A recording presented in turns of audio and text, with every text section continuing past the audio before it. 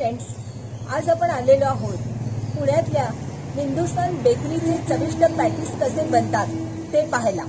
आणि मला खात्री आहे तुम्हाला सुद्धा हे अभिजात आणि क्लासिक चवीचे पॅटीस नक्की आवडतील. या पॅटीसच्या बद्दल आठवण सांगण्यासारखी अशी आहे की दर रविवारी यांचे पॅटीस खाल्ल्याशिवाय पुण्यातल्या लोकांचा दिवस सुरू व्हायचा नाही. यांच्या दुकानाच्या बाहेर ही भली मोठी लाईन असायची आणि त्यांचं तेव्हा लक्ष्मी रोडवरती फक्त एकमेव दुकान होतं.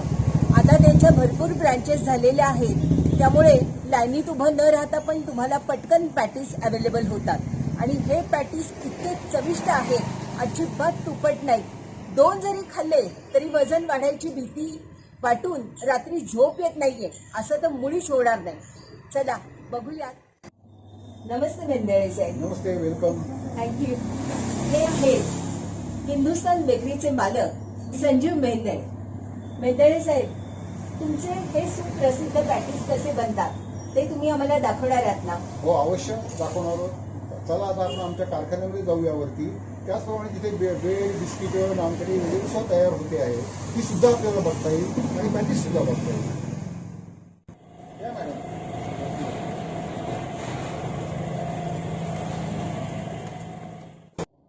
मेंदळे साहेब, तुमच्या या बेकरीची सुरुवात कशी झाली?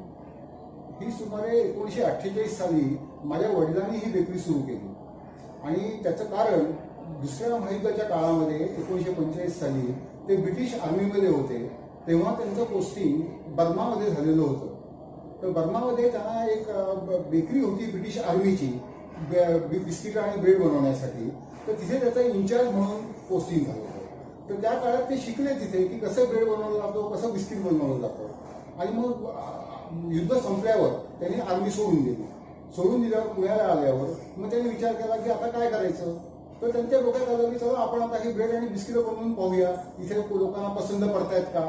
तर त्या दृष्टीने मग घरामध्येच एक मातीची छोटीशी ओव्हन बांधून हे ब्रेड आणि बिस्किटचं काम सुरू केलं. आणि मग ते पुढे हळूहळू तो धंदा वाढत गेला. लोकांना ते पसंत पडलं. इथे ही आता सगळी गोष्ट माझ्या जन्माच्या आधीची आहे. अच्छा. आणि हे पॅटीस कधी सुरू केले तुम्ही? हा, हे पॅटीस माझ्या वडिलांनी बहुतेक मी त्यावेळी म्हणजे माझा जन्म झाला असेल जस्ट 1955 साली बहुतेक त्यांनी हे पॅटीस सुरू केलं. त्यावेळी पुण्यामध्ये कुणी पॅटीस बनवत नव्हतं. पण त्यांच्या डोक्यात आलं की असं तिखटाची भाजी असलेलं थोडं तिखट मिठाचं काहीतरी आपण जर बनवलं तर बघूया लोकांना आवडतंय का.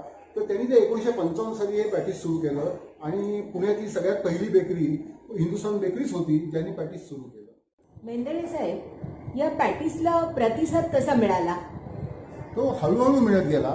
याच्याकडे सुरुवातीला आमच्याकडे ह्या वाड्यामध्ये जेव्हा वडील पॅटीस, ब्रेड, बिस्किट बनवायचे तेव्हा आमच्याकडे स्वतःचं दुकान असं नव्हतं. तर ते फक्त वाड्यामध्ये बाहेर टपरीवर विकलं जायचं जे काय बनायचं ते. त्याच्यानंतर पुढे माझ्या वडिलांनी साधारण 56-57 साली लक्ष्मी रोडला दुकान घेतलं आणि मग तिथे जेव्हा ते विक्री सुरू झाली तेव्हा गिऱ्हाईक खूप वाढत गेलं आणि मग प्रत्येक गोष्टीला मागणी वाढत गेली आणि मग तो धंदा हळूहळू वाढत गेला. तुम्ही बेकरीचं काम कधीपासून बघायला लागलात? मी अगदी सुरुवातीपासून बेकरी कधी बघत नव्हतो. याचं कारण मी 1970 मध्ये वयाच्या 16व्या वर्षी इंडियन नेव्हीमध्ये गेलो आणि इंडियन नेव्हीतली माझी नोकरी संपवून मी जेव्हा 88 साली परत आलो त्याच्यानंतर वडिलांचा आता वय झाल्यामुळे त्यांना मदत करायला सुरुवात केली. आणि मला स्वतःला कोणी भाऊ वगैरे नसल्यामुळे शेवटी मी या धंद्यात पडलो आणि मग ते चालू केलं बघायला.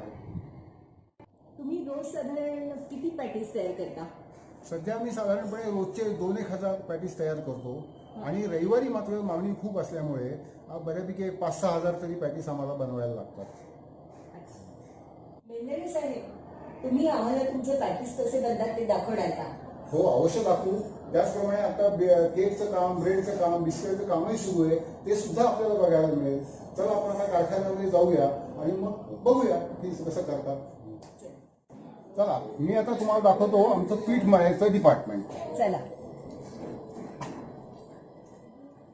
हे आपलं पीठ मळायचं मशीन आहे. याला स्पायरल मिक्सर म्हणतात. या स्पायरल मिक्सरमध्ये आपल्याला अनेक तऱ्हेची पिठं मळता येतात, अनेक पदार्थांची. म्हणजे बिस्किटाचं मळता येतं, थालीचं मळता येतं, पॅटीसचं मळता येतं, टोस्टचं मळता येतं वगैरे वगैरे. तर आता आपण बघणार आहोत की याच्यामध्ये पीठ कसं मळलं जातं. अर्जुन, आता ये आणि पॅटीसच्या पोळीचं पीठ कसं मळतात ते दाखव.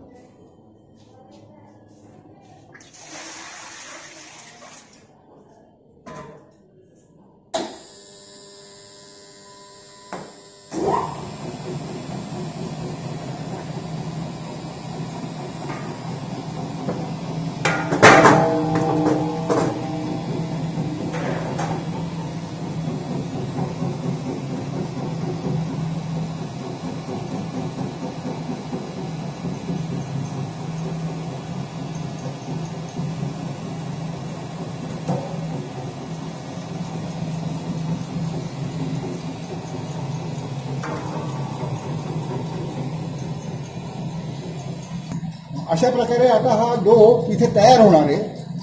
त्यामध्ये थोडं थोडं मध्ये मध्ये पाणी टाकावं लागतं, तसं पीठ आपल्याला पाहिजे तसं करून घेता येईल. तयार झाला का?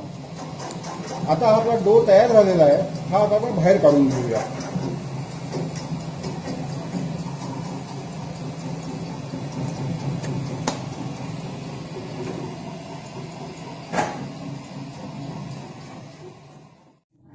आता आपण मगाशी जो डो तयार केला, तर तो डो आता पुढे आपण काय करतो, तर त्याचं तूप लावून लॅमिनेशन करतो आणि त्याची पोळी बनते. तर ती प्रोसेस आता आपण बघणार आहोत ती कसं होतं. आता मी तुम्हाला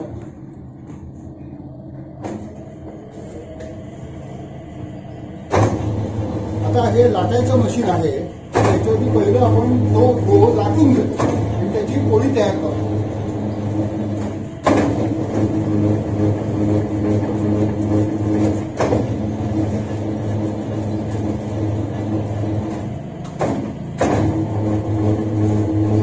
आता ही पोळी लाटून झालेली आहे. ही आता आपण काढून घेणार आहोत आणि ह्याच्यावरती तुपाचं लॅमिनेशन करणार आहोत. आता तो याला तूप लावेल आणि मग फोल्ड्स मारून परत टाकलं जाईल 2-3 वेळा. अशा प्रकारे आता हे आपलं तूप लावायचं काम सुरू झालेलं आहे.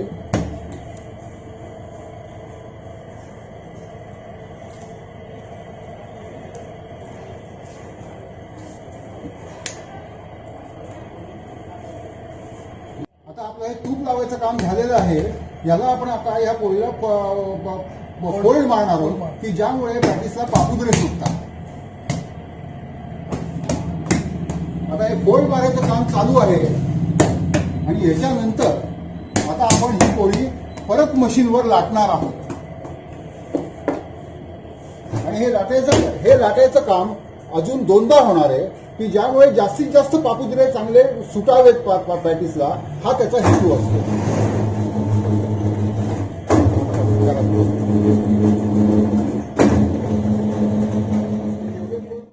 हा दुसऱ्याचा फोल्ड आहे ते.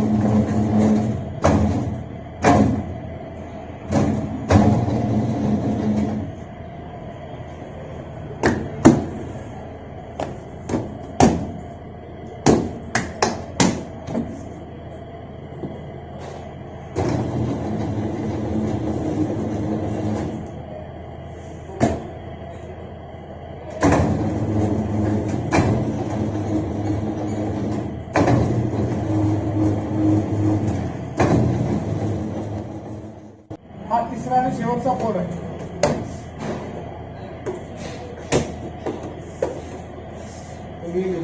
पोळी आता तयार झालेली आहे. तुमचे पॅटीस अजिबात तुपकट नसतात. याचं काय रहस्य आहे? याचं कारण एक चांगल्या तऱ्हेचं तूप आम्ही वापरतो, एक गोष्ट. आणि दुसरी गोष्ट, हे लॅमिनेशन करायची जी आमची पद्धत आहे ही जरा वेगळी आहे थोडीशी. त्यामुळे त्याच्यामध्ये तुपकटपणा राहत नाही. हिंदुस्थान पॅटीसची भाजी ही अतिशय अव्वल दर्जाची असते. अशा टेस्टची भाजी खरंच सांगते मी कुठेही खाल्लेली नाही. तर ही भाजी नेमकी कशी बनते हे आपण मेंदळे साहेबांच्याकडनं जाणून घेऊया. मेंदळे साहेब सांगता कशी बनते? स्मिता आता भाजी बनवणार आहे, तर ती काय काय त्याच्यामध्ये टाकणार आहे हे आता तुम्ही बघणार आहात. आता हे तेल टाकलं जात आहे पहिलं.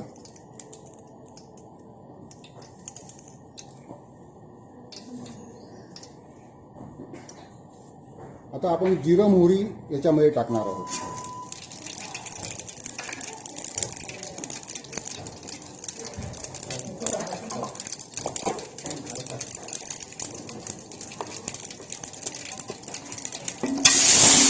आता हे लसूण आपण टाकलेली आहे.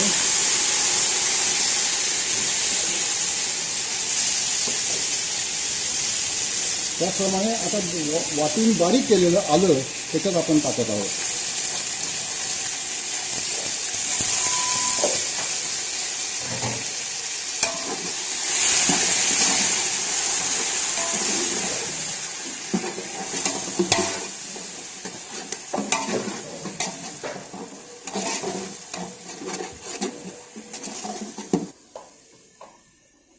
आता आपण याच्यामध्ये कांदा टाकणार आहोत. बारीक केलेला वाटलेला कांदा आहे.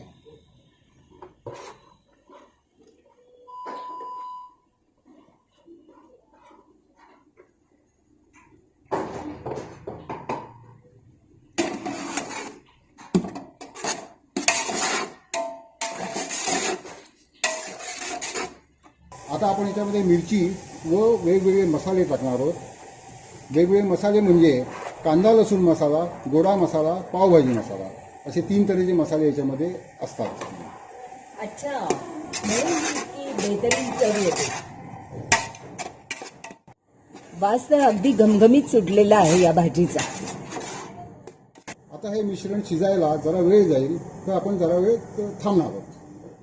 आता ही भाजी शिजून तयार झालेली आहे. आता ह्याच्यामध्ये आपण चुरडलेले बटाटे, मटार आणि ब्रेडचे क्रम असं टाकणार आहोत.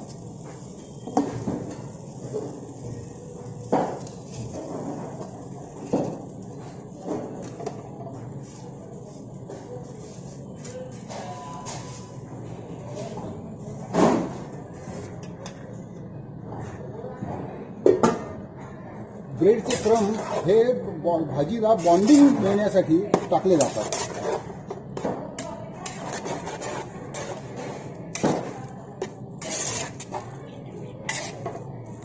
आपण मीठ प्रमाणामध्ये मसाल्याबरोबर टाकलेलं आहे.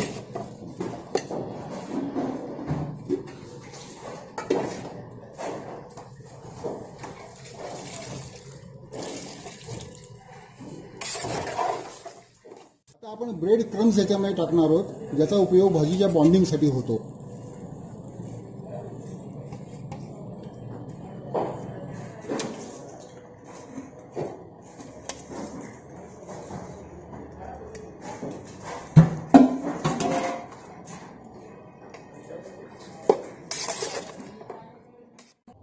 ही आता आपण मगाशी तयार केलेली भाजी ही आता गरम होती, ती आता गार झालेली आहे. ती आता आपण पॅटीस तयार करण्यासाठी वापरणार आहोत. ही तयार केलेली पोळी आपण आता बारीक लाटणार, पातळ लाटण्यासाठी घेणार आहोत आणि पातळ लाटून झाल्यानंतर ती आपण कटिंग मशीनवर लावणार आहोत, जिथे पॅटीसचे तुकडे तयार होतील.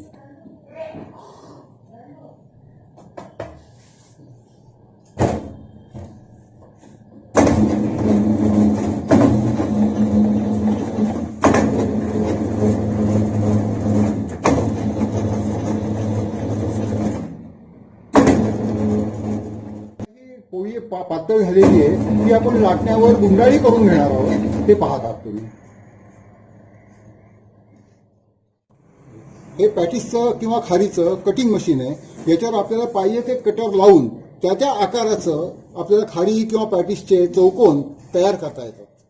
आता ही पातळ केलेली पोळी आपण कटिंग मशीनवर लावणार आहोत आणि मग त्याच्यानंतर त्याचं कटिंग झालं की पॅटीस कसं करतात ते आपण बघूया.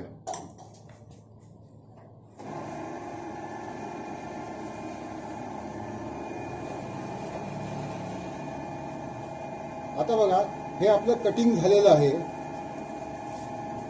आणि चौकोनी तुकडे तयार झालेले आहेत पॅटीसचे.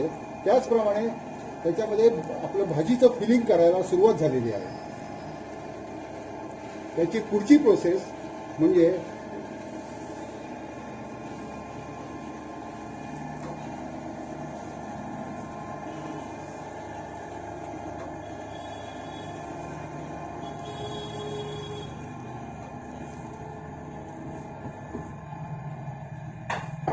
आता हे आपण पाहत आहात की भाजी भरून झाल्यावर त्याला दुमडून त्याच्यानंतर त्याचं ट्रे मध्ये लावायचं काम सुरू झालेलं आहे. आता हे आपलं पॅटीस तयार झालेलं आहे आणि हे आता आपण ट्रे मध्ये लावून नंतर भाजायला ओव्हन मध्ये सोडणार आहोत. मी पाहिलंच आहे की आमची सगळी प्रोसेस स्वच्छतेची आहे की नाही.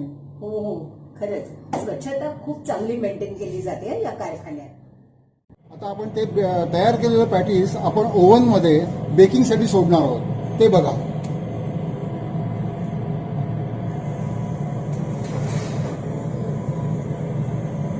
हे आता त्याच्यावरती आपण पाणी मारित आहोत. याचं कारण त्याच्यावरती जी मैदा असतो तर तो निघून जावा म्हणून पाणी मारून त्याला स्वच्छ करतो.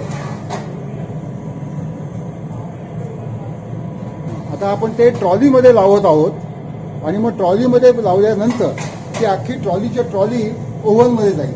ती बघूया आपण कशी आहे.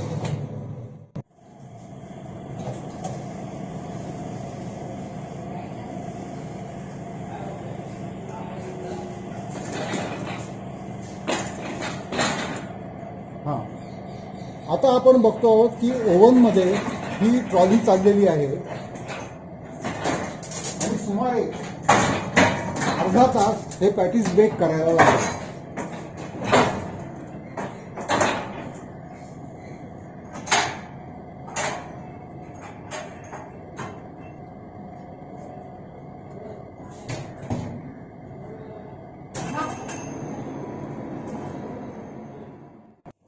हिंदुस्थान बेकरीचे स्लाइस ब्रेड सुद्धा अतिशय उत्कृष्ट असतात. खरोखर आपण त्यांच्याबद्दल मेंदळे साहेबांकडनं जाणून घेऊया. काय वैशिष्ट्य आहे या ब्रेडचं? हा ब्रेड आता अंतिम टप्प्यात म्हणजे तयार झालेला आहे. हा बेक होऊन तयार झालेला आहे ऑलरेडी. आणि याची प्रोसेस जवळजवळ 4 ते 5 तासाची असते. म्हणजे एकदा मिक्सिंग झाल्यावर, नंतर फर्मेंटेशन झाल्यावर, नंतर त्याचं मोल्डिंग झाल्यावर आणि मग परत त्याचं फर्मेंटेशन होईपर्यंत या सगळ्या प्रोसेसला 4 ते 5 तास जातात. आणि मग तो ओव्हनमध्ये बेक करण्यासाठी सोडला जातो. तो आता बेक होऊन बाहेर पडलेला आहे, ते तुम्ही पाहत आहात.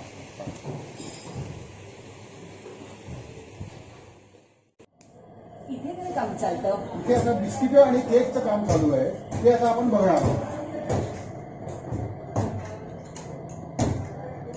हे आता आपण पाहतो आहोत की हे इथे खोबरा केक बनवायचं काम चालू आहे. त्याचप्रमाणे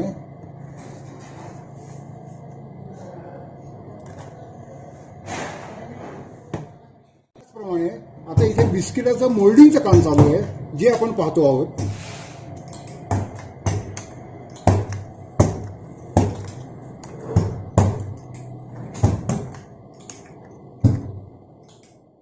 हे बिस्किटाचं मोल्डिंग झाल्यावर ते ट्रेस आपण आपल्या ट्रॉलीमध्ये लावलेले आहेत आणि ही अख्खीच्या अख्खी ट्रॉली आता ओव्हनमध्ये जाणार आहे बेकिंगसाठी. हिंदुस्थान बेकरीचे वाटी केक सुद्धा अतिशय प्रसिद्ध आहे आणि गरमागरम वाटी केक ओव्हनमधून भाजून बाहेर आलेले. हे बघा.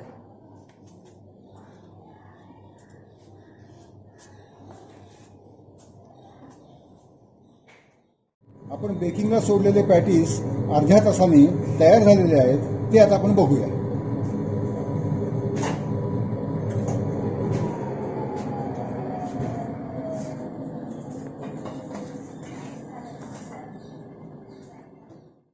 आता हे आपलं पॅटीस बेकिंग करून तयार झालेलं आहे. बघा, छानपैकी फुललेलं आहे आणि तांबूस रंगही आलेला आहे. आता मी तुम्हाला टेस्ट करायला हे देणार आहे.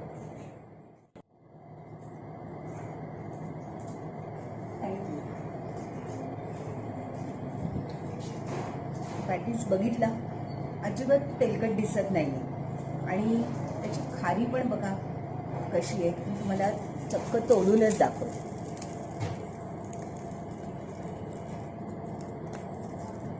हे बघा, वाटतंय कुठे तूप बाहेर येतंय, चकाकतंय. आणि आता टेस्ट करून सांगते कसं आहे ते.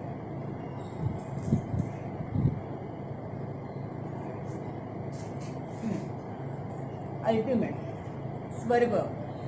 खरंच हा पॅटीस खाण्यासाठी मी कितीही वेळा पुण्यात जन्म घ्यायला तयार आहे. मेंदळे साहेब, थँक्यू. तुम्ही आज हा पॅटीस कसा बनतो हे दाखवलंय आणि माझं अगदी लहानपणापासून असलेलं स्वप्न पूर्ण केलंय. माझी खात्री आहे की पुण्यातल्या अनेक लोकांना हा पॅटीस कसा बनतो हे नक्की पाहायचं असणार.